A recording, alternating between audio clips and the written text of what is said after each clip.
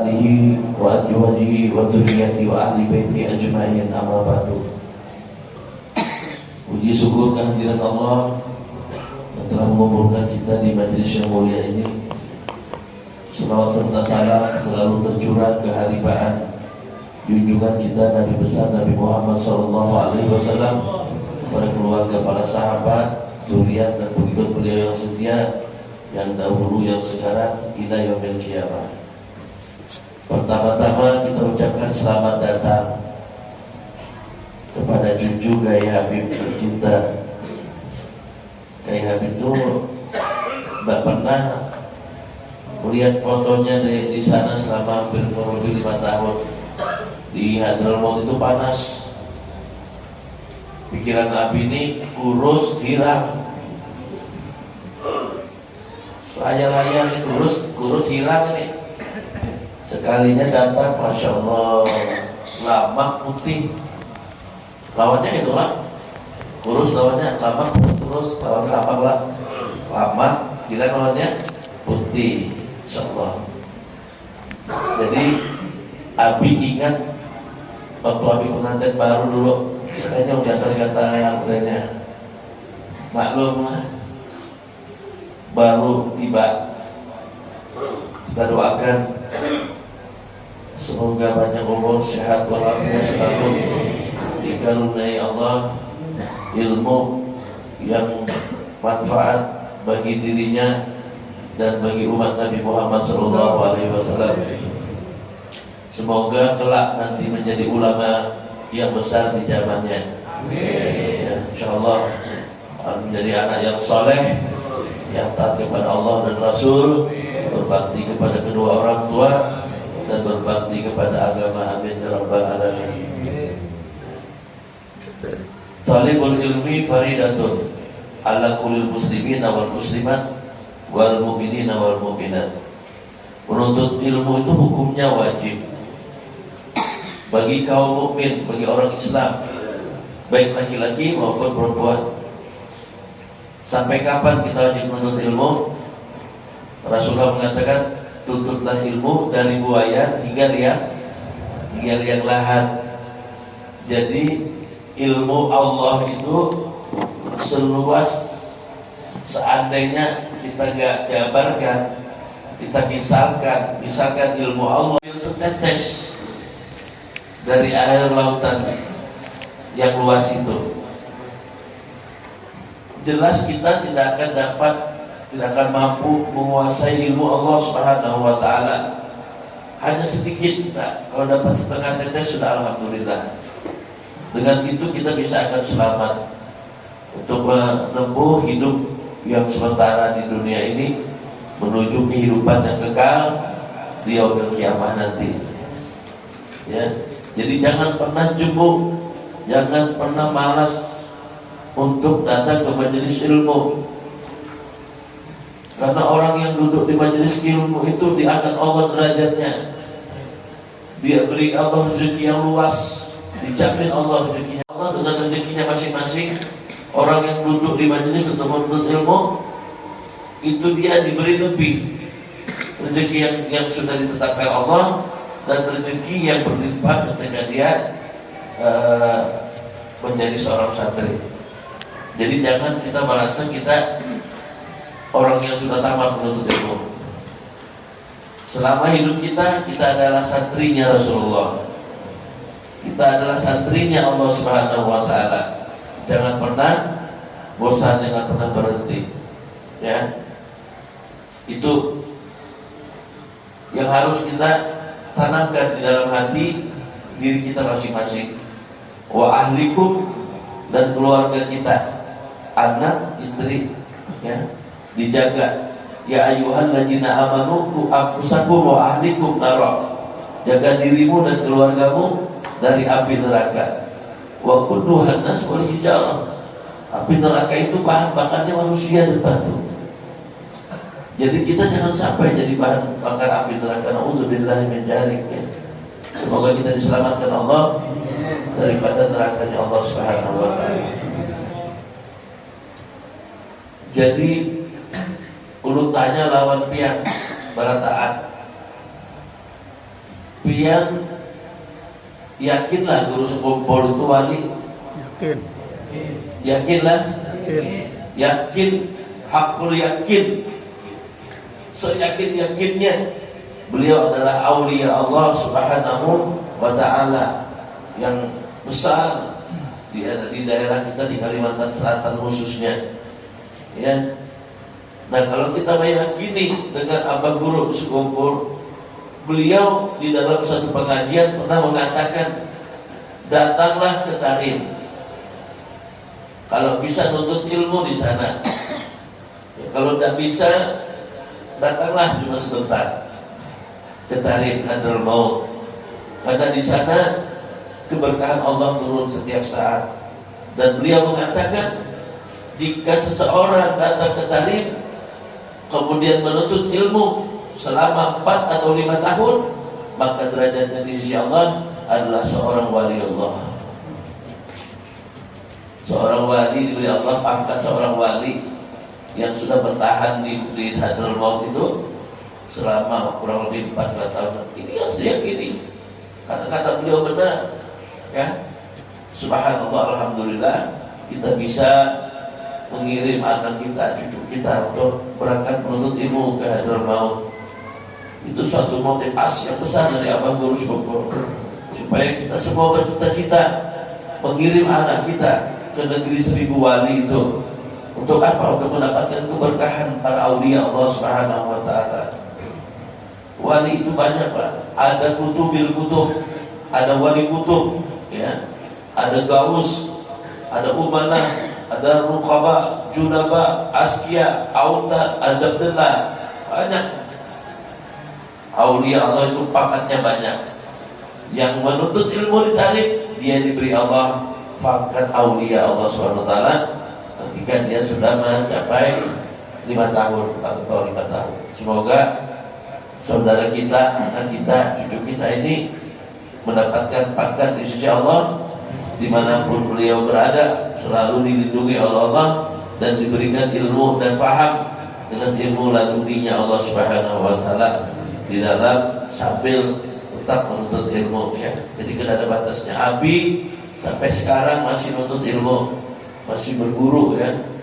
Setiap saat Abi datang bertanya, memahami tentang ayat-ayat Allah, tentang hadis-hadisnya Rasulullah. Sampai saat ini Abi berguru, dan Abi tidak pernah malu berguru dengan orang yang lebih muda.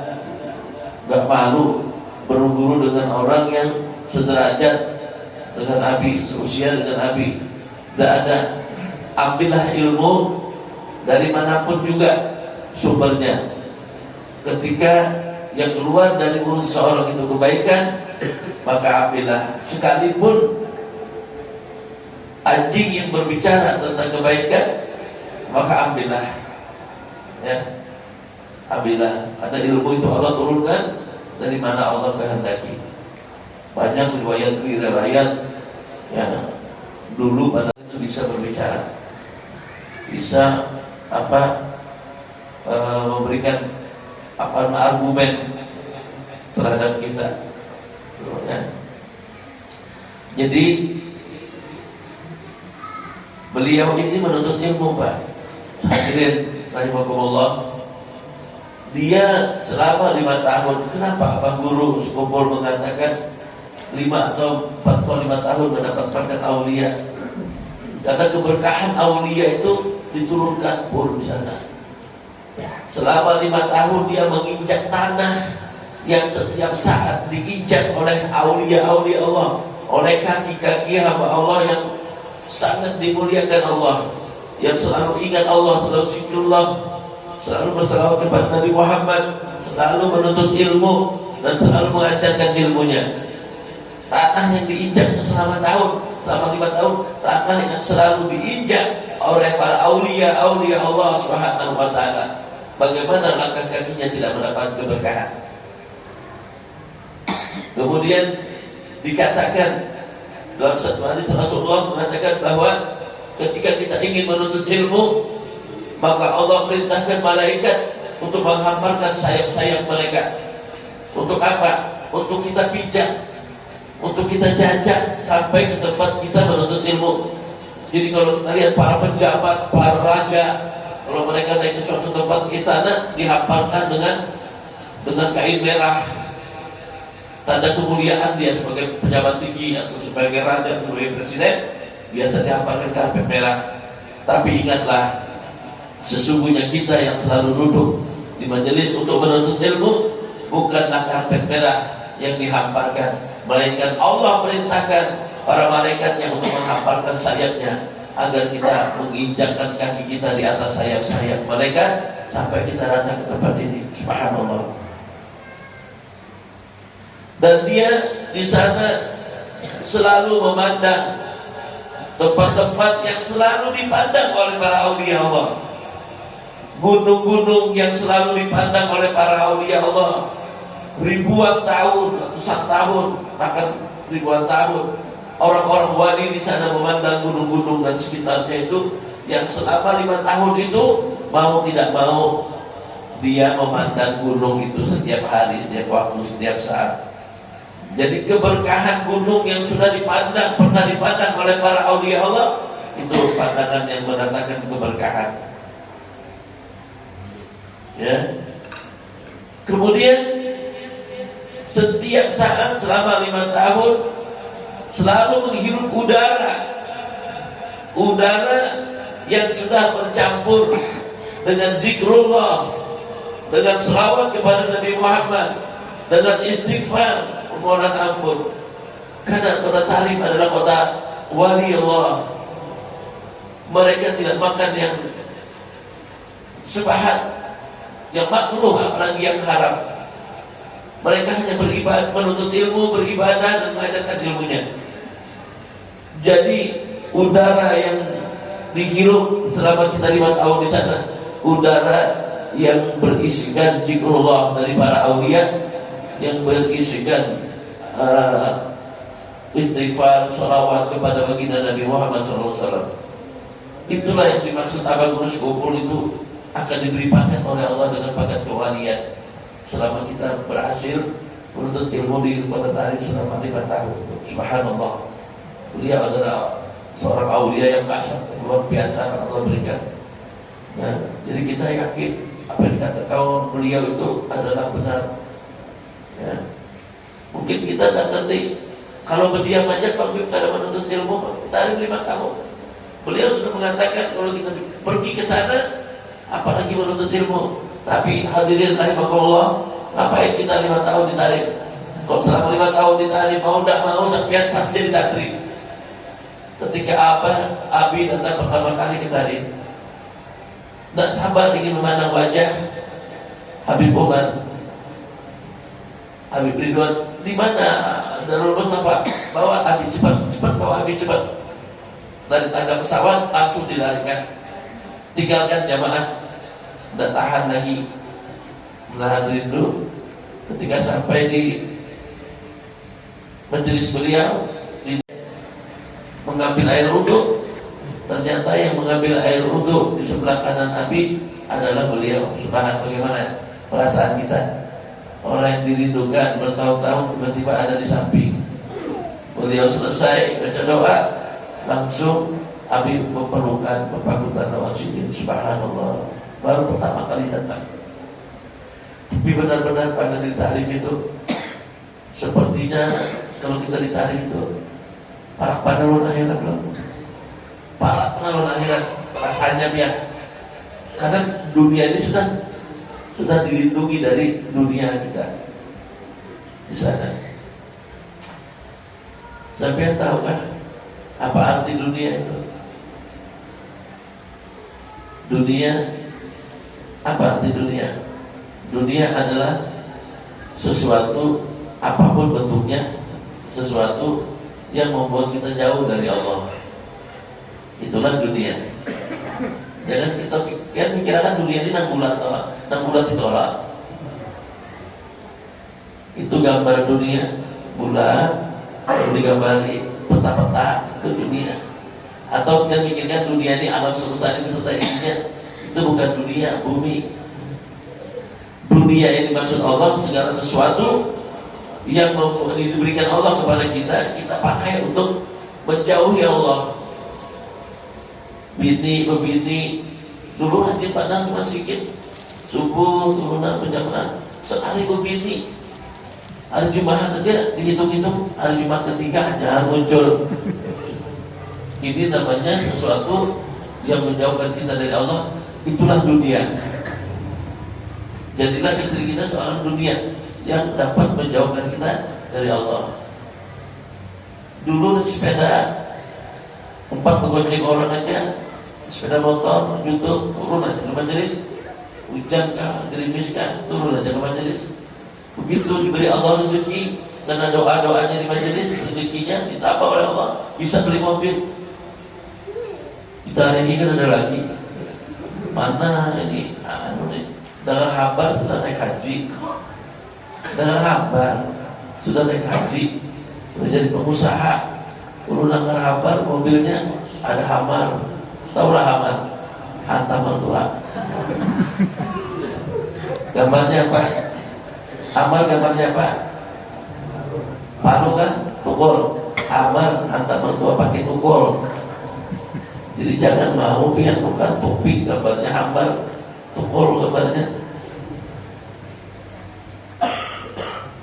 Dunia sesuatu yang Allah berikan membuat kita jauh dari Allah, yang membuat kita mendindingkan kepada Allah Subhanahu wa taala, itulah dunia. Nah, coba sekian tahun diberi mobil, dipakai mendekatkan diri kepada Allah. Apa jadi ada dunianya? Jadi ibadah dia. Mobil tapi sama dengan tasbih dan lainnya.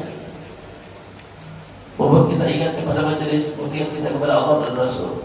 Jadi apa aja sesuatu yang diberi Allah membuat kita jauh dari Allah, menjauhkan kita kepada Allah, itulah yang maksud dengan dunia. Allah murka dengan dunia, jelas ya kan?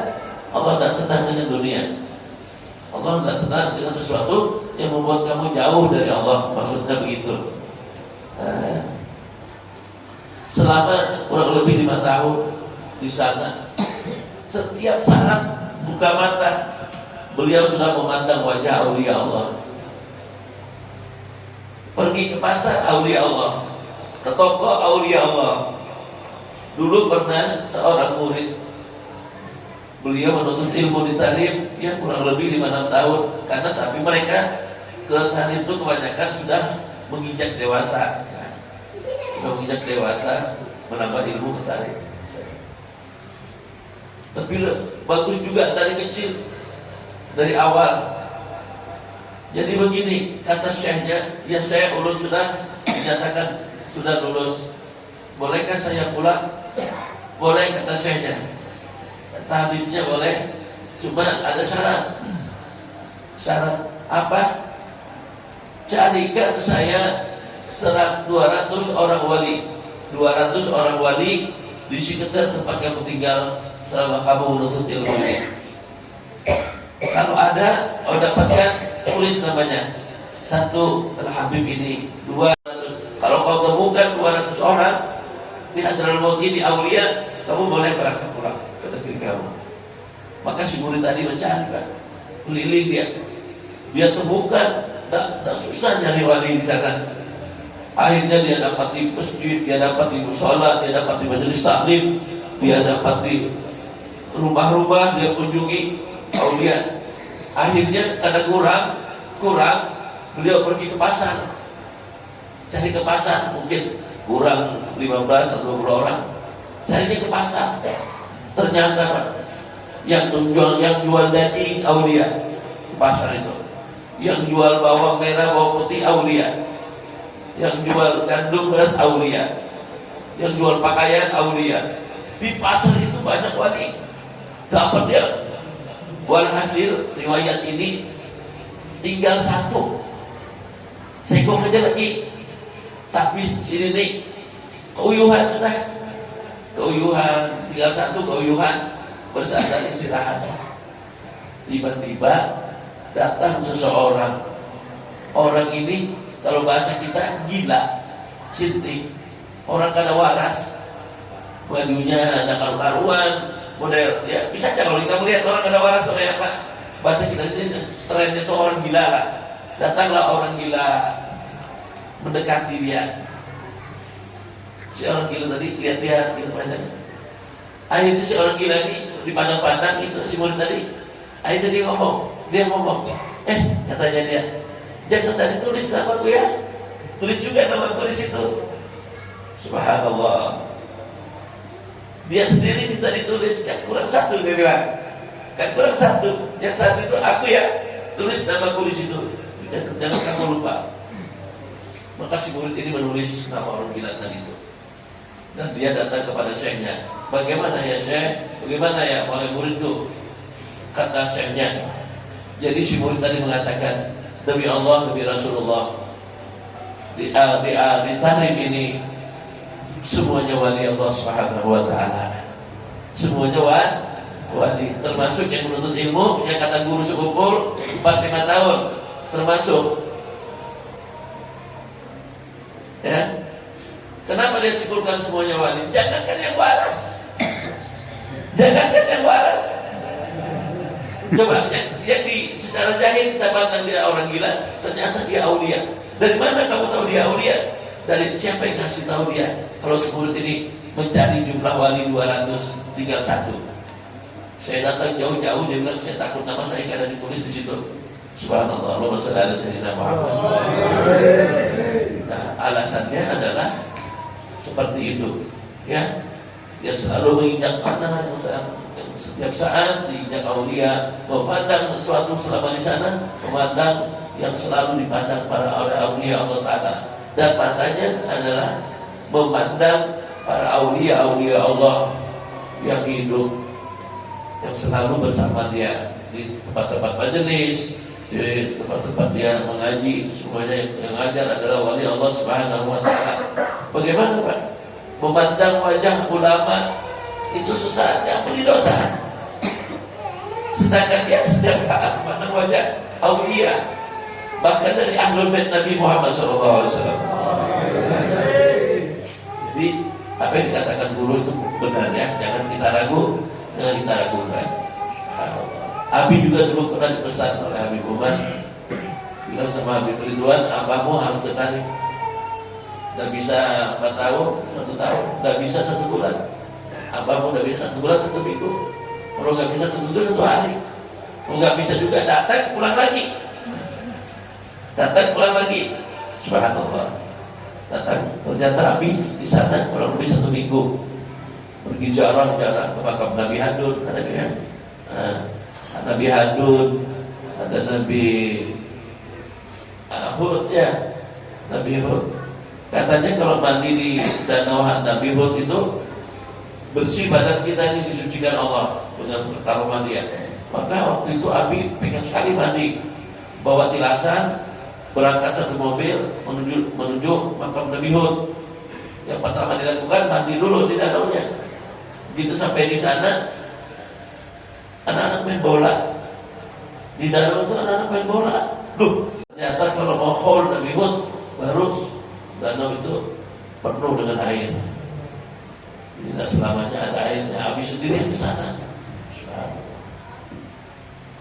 Jadi punya niat kan hati kita, kalau Allah berikan rezeki supaya bisa juga jarah ke Tarim ya. Jarah ke Tarim, kemudian ke Mekah Madinah, atau Mekah Madinah dulu umrah, baru ke Tarim. Kalau bisa mahal, nggak ada yang mahal. Dana yang mahal nggak bisa dinilai dengan harta, nggak bisa dinilai dengan uang. Kalau kita punya kemampuan, berarti sudah perintah dari Allah supaya kita datang ke sana. Jamaah yang berbahagia, ya, misalnya begini, orang ini diberi Allah kelebihan, mobilnya 10, rumahnya 10, istrinya 10, 4 ya, boleh lebih dari 4 ya. Diberi Allah sampai punya pesawat pribadi, helikopter pribadi, uangnya triliunan. Dia gak mau naik haji. Diingatkan sama ulama di kampungnya dia, Pian, sudah waktunya untuk berangkat haji, karena dia dianggap mampu. Kena aja aku butuh hajat, kena butuh hajat naik haji. Nanti aja. Jemaah yang berbahagia, kalau orang sudah mampu, punya uang lebih, yang ditinggalkannya untuk haji, yang ditinggal gak mati kelaparan, pulang ke rumah masih ada rumah, kan uangnya lebih, wajib menunaikan ibadah haji ditunggu sampai 3 tahun oleh Rasulullah. Kalau sudah mampu, punya harta, punya uang, 3 tahun masih gak mau berangkat haji, pilih kata Allah, kamu menjadi orang Yahudi atau menjadi orang Nasrani. Dan kalau meninggal dunia ketika dia dalam keadaan kaya raya, lebih dari 3 tahun tidak menunaikan ibadah haji dengan alasan tertentu, maka dia matinya bukan termasuk orang yang beriman kepada Allah. Matinya mati kafir. Ya berangkat aja lah, kalau ada punya kemampuan untuk berangkat. Ya. Ada yang mengatakan Bib sekarang nggak bisa berangkat, nunggunya 30 tahun. Umur sudah 50, 80 tahun baru bisa. Kalau 80 tahun naik haji, lah ya mutu wala, karena bermutu habiskan biaya. Jadi kita umroh, ya. Umroh yang mabrur itu tidak ada balasannya kecuali surga. Haji yang mabrur juga tidak ada pahalanya kecuali surga. Saya belum ada ilmunya, mau umroh, mau ada ilmunya ngaji tidak mau, sampai mati kayak umroh. Ada yang seperti itu, ya. Tidak usah cari mabrur, laksanakan kewajiban kita kepada Allah. Umroh, ya. Di situ dikatakan, barang siapa ziarah ke makamku, kata Rasulullah, siapa yang ziarah sampai ke makamku, maka di hari kiamat nanti dia wajib mendapatkan syafaatku. Sudah, ya. Sambil nyanyi aja sudah. Sampai makam Rasulullah Assalamualaikum ya Sayyidi ya Rasulullah, kasih Fatihah 4 pulang. Insya Allah janjinya Nabi gak bohong. Apalagi kita dengan ilmunya, dengan pahamnya, ya, datangi Nabi yang gak punya paham, gak punya ilmu, tetap dapat sampai ke makamnya Rasulullah. Dia wajib mendapatkan syafaat Rasulullah di yaumil kiamat. Sudah cukup, ya. Nanti memandang Ka'bah, nanti tawaf di Baitullah, bagaimana pahala yang Allah berikan, syahid bagaimana yang Allah berikan kita. Jangan ditunda-tunda. Karena sekarang ini kita lihat, kalau dulu orang masuk rumah sakit pulang sembuh, ada orang operasi pulang sembuh, gak sama. Jangan zaman sekarang gak sama. Masuk rumah sakit pulang jiun, nah sampai ke rumah sakit jiun. Nah, gak sama kalau dulu kan. Jadi kita harus persiapan terus, karena tidak ada yang pasti dalam hidup ini kecuali kematian. Tidak ada yang pasti kecuali kematian, itulah yang pasti. Siapapun dia, ya, tidak bisa lari dari kematian. Yang penting kita siap menghadapinya, siap dengan sanggupnya, ya, lebih dekat dengan kita, kecuali mau, tidak ada yang lebih dekat daripada kita kecuali mau yang paling lebih dekat dengan kita. Ya, kalau sudah diberitahu Allah untuk mengambil kita, sudah tahu lagi apa, kalau lagi apakah, tetap diambil, ya. Nah jadi semoga harapan Habib, anak-anak santri yang hadir ini punya niat untuk menuntut ilmu sampai ke talim. Niatkan, ya, niatkan sampai ke talim. InsyaAllah. Perlu anak-anak Abi juga ketahui, khususnya para santri, ya, selama kalian menuntut ilmu, ya, selama kalian menuntut ilmu, semua apa yang kamu lakukan di pondok pesantren itu pahalanya diberikan Allah kepada kedua orang tuamu. Kamu ngaji, setiap satu huruf itu diberi Allah pahala 10. Pahalanya diberikan ke orang tua kita. Pahalanya bisa abah, bisa mama yang hidup kan, maupun yang sudah meninggal, itu langsung ditransfer. Kamu sholat tahajud tengah malam, pahalanya ditransfer ke abah, pahalanya ditransfer ke ibu. Kamu baca selawat, Setiap napas kamu di pesantren bernilai ibadah, dan pahala ibadahnya diberi Allah kepada kedua orang tua kita. Jadi jangan main-main menuntut ilmu, ya, bersungguh-sungguh, ya, jangan ada niat mau pulang. Susah, menuntut ilmu kan susah. Tapi nanti setelah dewasa baru kita sadar, oh ini kenapa Abah menyuruh aku mondok. Oh ini sekalinya kenapa Abah tuh berjuang untuk memasukkan aku ke pondok. Nah, ini sekalinya yang kemarin dilajari guru itu. Oh ini sekalinya, nah, baru kita tahu setelah dewasa. Abinya cara awal berbulik masih kecil, kembalikan aku di umur 7 tahun, Abi pasti mondok. Pasti saya mondok. Ya, seperti itu. Alhamdulillah, Abi sudah berjuang untuk membuka pintu tarif, Pak. Dulu tidak terdengar anak-anak kita sampai ke Hadratul Maut sekolahnya. Tidak terdengar. Mendengar nama Hadratul Maut saja kita sepertinya takut. Ya. Abi buka pintu, Abi ketuk pintu Hadratul Maut, Abi buka pintu Hadratul Maut untuk anak-anak kita yang untuk ilmu kesana. Dan sekarang alhamdulillah, mungkin hampir ribuan orang Indonesia yang sudah sekolah di sana. Sedang ganti, Pak, keribat anak-anak kita orang Indonesia. Misalnya pergi ke Sihir, pondoknya Habib Ahmad Aidin, banyak orang kita, Pak, Indonesia. Subhanallah. Ya, pergi kemana? Ke Sewon, pondok-pondok pesantren di Sewon, banyak orang Indonesia. Subhanallah. Mudah-mudahan termasuk anak-anak kita juga sampai nanti ke Hadratul untuk ilmunya. Ya, ini Abi sebenarnya kurang sehat, mulai tadi malam itu juga dipaksakan ke majelis Habib Hamid itu, dipaksakan, dan besok pagi ada undangan tasmiyah di langsung yang Kepayang. Mungkin ini bisa disampaikan, ya. Jadi tuntutlah ilmu dari buaya tidak yang lahat. Orang menuntut pian, Pak, pian yang duduk dia mendapat pahala apa yang pasti, mendapat pahala silaturahmi, berhadapan dengan Ahlul Bait Nabi Muhammad, berhadapan dengan ulama. Itu pian dapat nilai silaturahmi. Orang yang beri silaturahmi itu pahalanya pertama dipanjangkan umur oleh Allah. Dua, dibukakan pintu rezekinya oleh Allah. Yang ketiga, diampuni dosanya. Ini kita dapat. Dan padilah kita duduk-duduk di ilmu, Pak. Ada orang sholat malam, sholat sunat malam 1000 rakaat.